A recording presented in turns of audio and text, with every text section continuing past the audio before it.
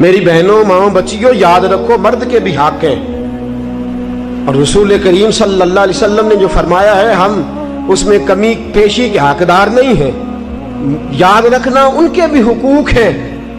رسول کریم صلی اللہ علیہ وسلم نے فرمایا مرد پر سب سے زیادہ حق اس کی اماں کا ہے، سب سے زیادہ حق اس کی اماں کا ہے، اور عورت پر سب سے زیادہ حق اس کے شوہر کا ہے، سب سے زیادہ، بھائی سے بہن سے۔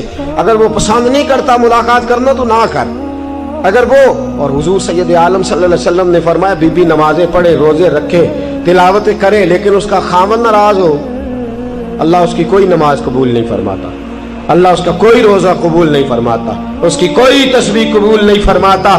اور فرمایا عورتوں تم اس حال میں مر گئی کہ تمہارا خاوند تم سے راضی تھا تو اللہ تم سے حساب ہی نہیں لے گا، بغیر حساب کتاب جنت عطا فرما دے گا، اللہ حساب ہی نہیں لے گا، بغیر حساب کتاب تمہیں جنت میں داخل کر دے گا۔ میرے رسول کریم صلی اللہ علیہ وسلم کی خدمت میں عورت آئی، یا رسول اللہ صلی اللہ علیہ وسلم مجھے خاوند کے حقوق بتلا دے، اگر میں پورے کر سکوں تو نکاح کروں ورنہ نہ کروں۔ تو حضور نے فرمایا بی بی خاوند کے ناک سے پیپ نکلے، ریشہ نکلے، بدبودار پیپ نکلے خاوند کے ناک سے، اور عورت اپنی زبان سے بھی صاف کر دے تو تب بھی خاوند کا حق ادا نہیں ہوتا۔ اور پھر میرے رسول کریم صلی اللہ علیہ وسلم نے فرمایا اگر میں کھول کے تمہیں خاوند کے حقوق بتلاؤں تو فرمایا خاوند کے پاؤں کی مٹی کو تم اپنے چہرے پہ ملنا شہادت سمجھو، اور فرمایا میں اگر کسی کو حکم دیتا کہ خدا کے علاوہ کسی کو سجدہ کرے تو میں عورتوں کو حکم دیتا کہ اپنے خاوند کو سجدہ کرو۔ اگر میں یہ نہیں فرمایا نبی کو سجدہ کرو، یہ نہیں فرمایا پیغمبر کو کرو، ولی کو کرو، غوث، کتب، ابدال، عالم، فاضل، شیخ، مفتی، نہ، فرمایا میں عورت کو حکم دیتا کہ اپنے خاوند کو اپنے لیے مسجود بنا لے۔ میرے عزیزو یاد رکھیے گا اتنا بڑا حق، اتنا بڑا، اور یاد رکھیں یہ مطالبے صرف بی بی سے نہ کیا کرے، کہ تو میرا یہ بات بیٹی کو سکھائیں، یہ بہن کو سکھائیں۔ ہم لاڈ کر کے ماتھا چوم کے چیزیں دے کے ہم یہ کہتے ہیں تو بڑے لاڈوں سے پلی ہوئی ہے۔ یاد رکھیے گا میرے دوستو اس کو سکھاؤ، عورت اگر تکلیف میں وقت گزارنا سیکھ گئی تو بات بن گئی، وہ اگر برداشت کرنا سیکھ گئی تو بات بن گئی۔ اور یاد رکھے میرے اعلیٰ حضرت نے فرمایا جس بیوی میں قوت برداشت پیدا ہوگی اللہ اس کی دنیا بھی اس کے لیے وسیع کر دے گا، آخرت میں بھی جنت میں مکان بڑا ہی عطا فرمائے گا، دنیا بھی وسیع کر دے گا اس کے لیے، بس وسیع کر دے گا دنیا۔ فرمایا اگر اس کا خاوند اس کے ساتھ اچھا سلوک نہیں کرے گا تو اولاد ضرور اچھا سلوک کرے گی، اولاد ضرور اچھا سلوک کرے گی۔ تو بیوی اپنے خاوند کا حق ادا کرے۔ میرے رسول کریم صلی اللہ تعالی علیہ وسلم نے فرمایا خاوند اگر بلائے اور بیوی کی روٹیاں تنور میں جل رہی ہوں تو چھوڑ دے، پہلے خاوند کی بات سنے۔ فرمایا خاوند اپنے بستر پہ بلائے اور اگر بیوی نے آنے سے انکار کر دیا اور بیوی نہ آئی، ساری رات فرشتے اس عورت پر لعنتیں برساتے رہیں گے، ساری رات لعنتیں برسائیں گے فرشتے۔ اور فرمایا لعنتی ہے وہ عورت جو اپنے خاوند کی عیب ڈھونڈ کے دوسروں کو بتلاتی ہے، ڈھونڈ کے آپ کہتی ہے یہ بھی کرتا ہے، یہ بھی کرتا ہے، یہ بھی کرتا ہے، یہ بھی کرتا ہے۔ فرمایا ملعون ہے جو ڈھونڈ کے عیب بتلاتی ہے۔ میرے رسول پاک علیہ السلام نے فرمایا دنیا ایک دولت ہے اور دنیا کی بہترین دولت ایک نیک بیوی ہے۔ اگر تجھے نیک عورت مل گئی تو یاد رکھنا پھر تیرے لیے سب سے بہترین متاع تیرے ہاتھ آ گئی۔ عورت یاد رکھے اس کی جنت اس کے، وہ کہتے ہیں نا بیٹے کی جنت ماں کے قدموں کے نیچے، اور عورت کی جنت جی جس طرح ماں پہ پابندی نہیں نا کہ ماں نمازی ہو تو جنت قدموں کے نیچے ہے، ماں حافظہ ہی ہو تو جنت نیچے ہے، ماں ہمیشہ نیک ہو تب بھی، ماں کسی طرح کی بھی ہو لیکن بیٹوں کی جنت ماں کے قدموں کے نیچے ہی ہوتی ہے۔ تو بیوی یاد رکھ شوہر تیرا کسی طرح کا بھی ہو، تیری جنت شوہر کے قدموں سے ہی وابستہ ہے، تیری جنت اسی۔ اور پھر पढ़े लिखे होने का मतलब ये कोई नहीं कि मैं तलाक ले लूं और मैं जनाब मैंने बीए किया हुआ मैं रोटी पका के खा सकती हूँ, मुझे तेरी जरूरत नहीं, मेरा भाई बड़ा रईस है, मेरे अब्बा जी के पास बड़े पैसे हैं, मुझे कमा के दे लेंगे। याद रख, पढ़ा लिखा उसको नहीं कहते जो बातें ज्यादा कर ले, पढ़ा लिखा उसको नहीं कहते जो मुकाबला ज्यादा कर ले, पढ़ा लिखा उसको नहीं कहते जो जवाब के अंदर तनकीद ज्यादा कर ले। पढ़ा लिखा वो होता है जिसका हौसला पढ़ा लिखा होता है। पढ़ी लिखी बीबी वो होती है जो फर्मा बरदार ज्यादा होती है। पढ़ी लिखी वो होती है जो आदाब से ज्यादा आगाह होती है। पढ़ी लिखी औरत वो होती है जो खामद की इज्जत ज्यादा करती है। मेरे रसूल पाक सल्लल्लाहु ताला अलैहि वसल्लम ने फरमाया, मैंने दोज़ख में औरतों को ज्यादा देखा है। हुजूर क्यों? फरमाया, एक तो अल्लाह की नाशुक्री करती है, बात बात पे रो पड़ना बीबियों ने, बात ये कोई नहीं, वो कोई नहीं, ऐसा नहीं।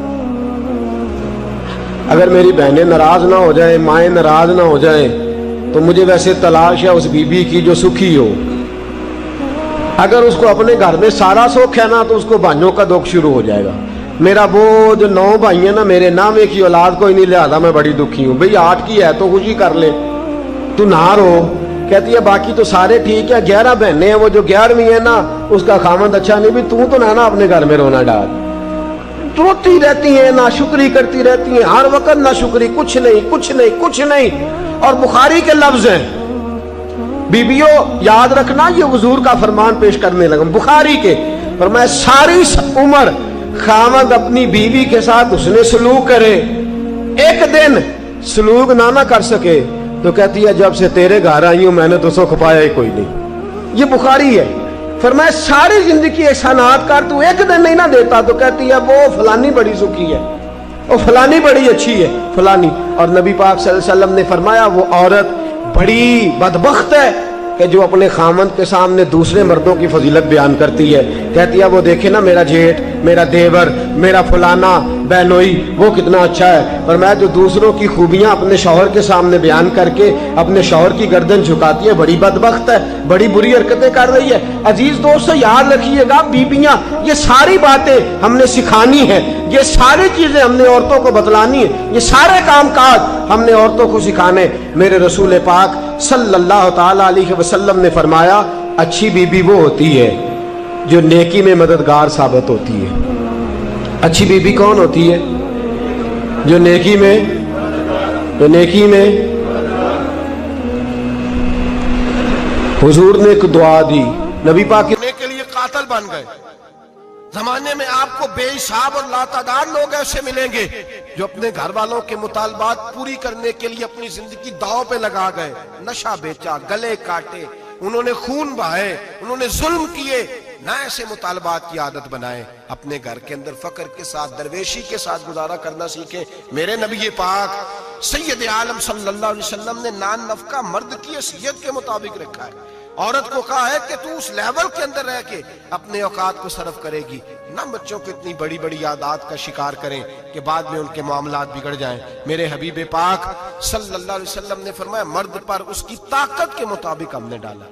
दूसरी बात यह कि जब पहली बात तो यह कि बुनियाद ठीक ना हो तो घर टूट जाता है। दूसरी बात यह कि जब मुतालबात जरूरत से ज्यादा हो, वो मर्द के हो या औरत के हो, फिर भी घर कायम नहीं रहता। औरत से जो मर्द मुतालबा करेगा वो भी उसकी ताकत, उसकी हिम्मत के मुताबिक उससे मुतालबा करेगा, उससे ज्यादा कोई मुतालबा वो ना करे। औरत भी जो मुतालबा, इस बात को आप समझिए जरा, इसकी वजाहत नहीं हो सकती, इस इशारे को समझिए।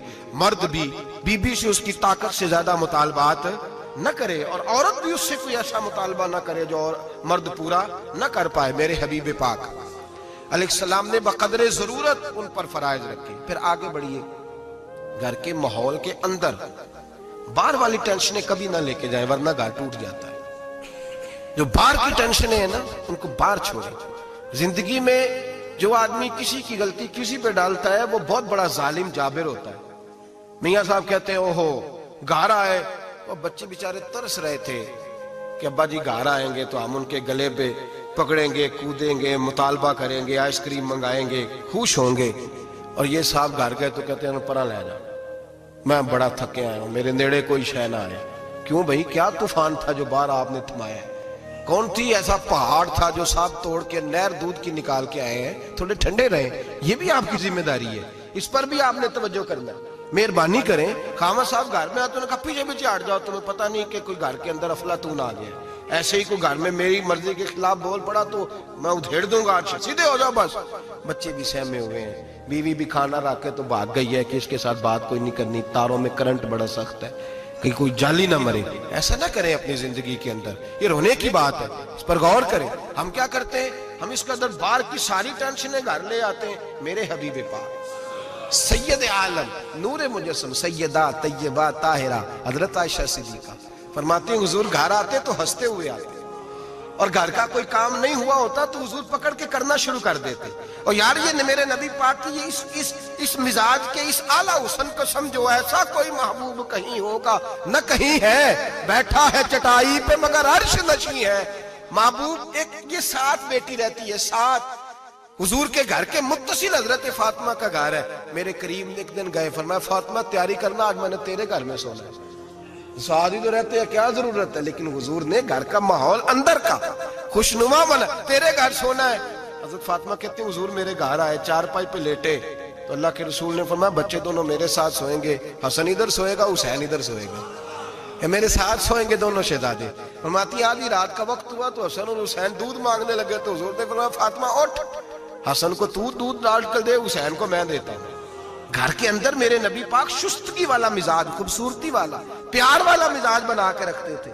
اور بی بی صاحبہ بھی, میں نے مرد کی بات پہلے کر لی ہے, بیویاں ناراض نہ ہو جائیں, پہلے خاوند کی بات کی ہے جو کوتاہی پائی جاتی ہے. اب بی بی صاحبہ بھی اللہ کرے وہ ساس بیچاری بوڑھی عورت تھی, بیمار تھی, کسی تلخی میں اس نے کوئی بات کر دی, تو اب وہ گھر آیا تو خاوند نے آ کے پوچھا روٹی, انہوں نے کہا میرے کو نہیں پک رہی.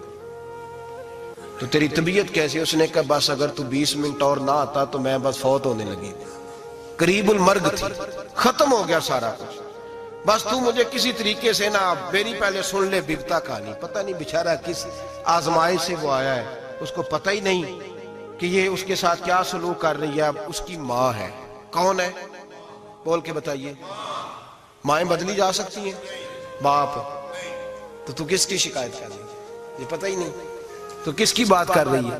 اب اس نے ساری سٹوری, اس نے کہا یہ ہو گیا, اور پھر آنسو بھی اللہ نے ایکسٹرا دیے ہوتے ہیں, تو وہ فوری طور پر وہ سیلے رواں بہنا شروع ہو گیا. اب وہ طوفان ہے کہ تھمتا ہی نہیں, دریا ہے کہ رکتا ہی نہیں. اب شکوے جب سے آئی مر گئی تیرے گھر میں.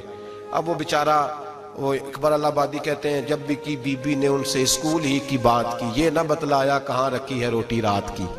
خدا خیر فرمائے, اس نے جب تک اس کو پوری سٹوری پوری طور پر جو ہے وہ سنا نہیں لی, اور پھر مطالبہ یہ ہے کہ تو میرے ساتھ مل کے کہہ یہ سارے برے ہیں, یہ بھی مطالبہ ہے. اگر کومنٹس نہیں کرتے تو بھی اس میں جرم ہے, حالانکہ اس کو پتہ ہی نہیں کہ ماں باپ خانہ کعبہ ہوتے ہیں, ان کے بارے میں کسی کو اکسانا بھی منع ہے.